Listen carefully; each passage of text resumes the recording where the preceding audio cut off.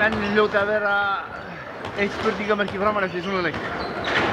Bara ótrúlega svekktir, við lögðum mikið í þetta og þú veist. Það er náttúrulega hörmulega kafla þarna í seinni hálfleik, kannski þeir skoruðu 8 eða 9 mörk í röð. Já, 9-0 kafli sem að kemur þarna. Það var helviti dýrt og bara, fór bara með leikinn.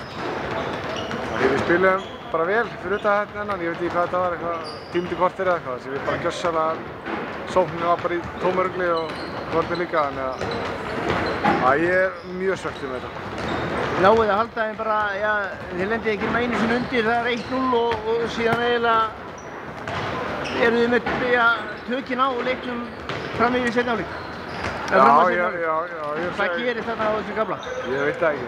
Ég fannst vera bara fín tökan á 18-22 fyrir okkur og svo bara fór allt í baklás. Ég veit ekki hvort það var svona grunnt á trúnni eða eitthvað, ef það fór eitthvað að hyggsta þá fór bara allt í rugl. Þannig að við verðum bara að skoða þetta.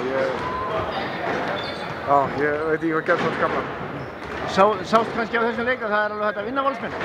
Já, sjálfsögum. En þeir eru ekkert ósigrandi, þeir eru samt bestir þessar myndir og líta vel út, en við erum alveg ekki að vinna þá. Stígandi í ykkar leik?